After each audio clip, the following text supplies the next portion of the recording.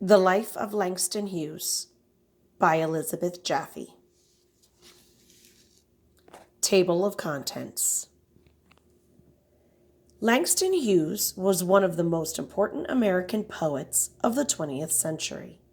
He wrote poems, novels, short stories, plays, and children's books. He loved to write about the life and dreams of Black people. Today, people all over the United States and all over the world read his books.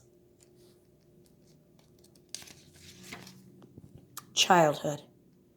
Langston Hughes was born in Joplin, Missouri on February 1st, 1902. Langston lived there with his mother. Langston's mother took him to see plays and other shows. They also went to the library, where he loved to be surrounded by books.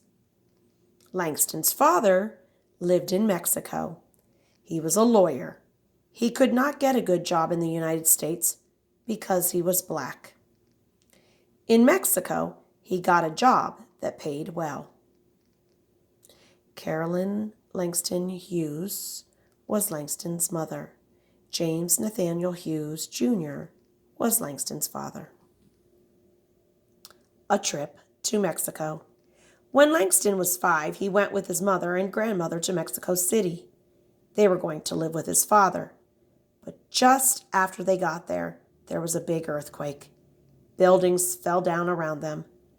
Langston's heart was fluttering as his father carried him to safety. Langston's mother refused to live in a place where there were earthquakes. She took Langston and his grandmother back to the United States. The Hughes family never lived together again. Living with his grandmother. Mary Langston was Langston's grandmother. After they returned to the United States, Langston's mother moved away to find work. She left Langston with his grandmother, Mary, in Lawrence, Kansas. Mary Langston was a woman with African, French, and Cherokee heritage.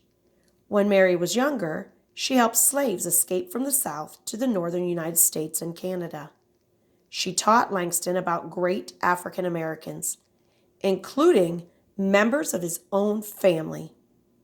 Mary Langston's brother-in-law, John Mercer, had been a United States congressman from Virginia. Langston's grandmother loved to read to him from books, newspapers, and magazines. But when Langston came home from school, she made him stay inside.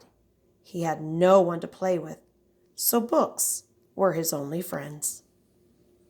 A young poet. When Langston's grandmother died, Langston moved to Cleveland, Ohio, to live with his mother again. He felt accepted at his new school. Langston began to write poems for the school magazine.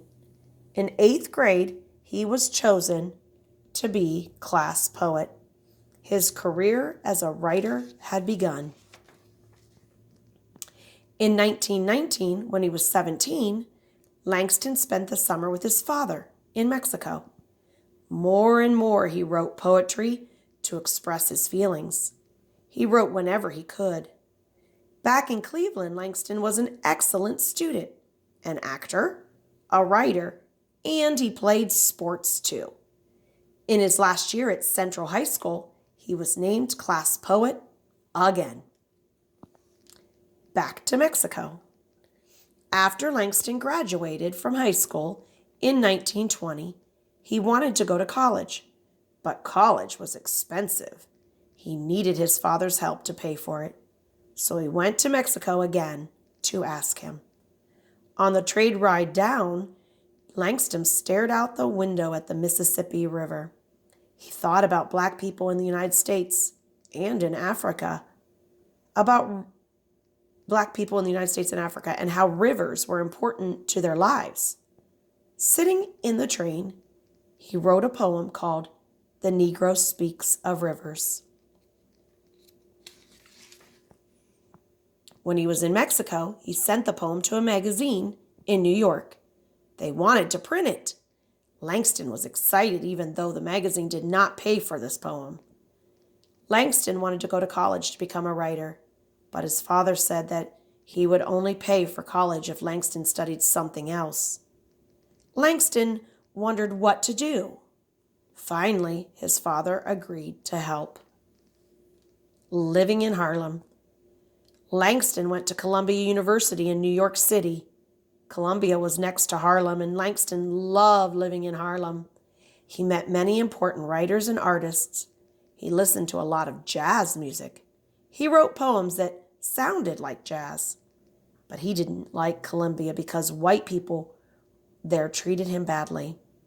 After 1 year, Langston decided to leave and travel around the world.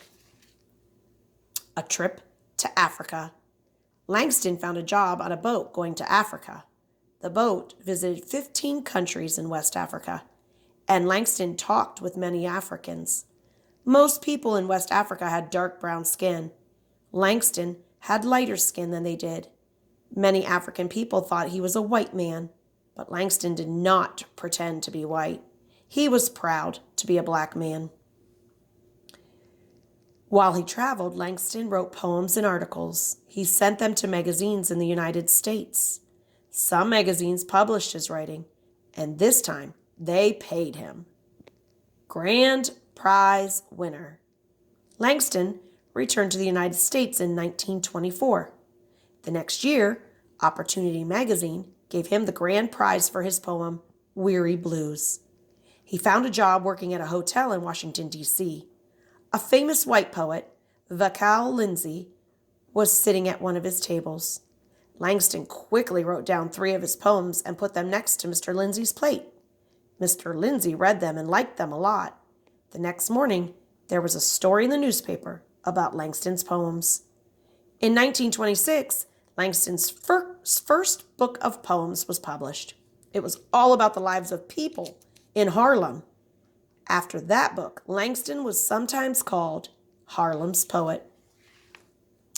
A world-famous poet. Langston finally was earning a living by writing. He also helped other black writers get stories and poems published. Now that Langston had a little money, he traveled around the world again.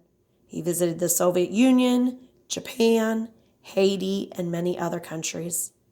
Wherever he went, he wrote and read his poems aloud. Finally, back in the United States, he became a poetry teacher at different universities. He wanted to help younger poets and teach them all that he knew. Langston Hughes died in 1967. Today, people around the world read his poems.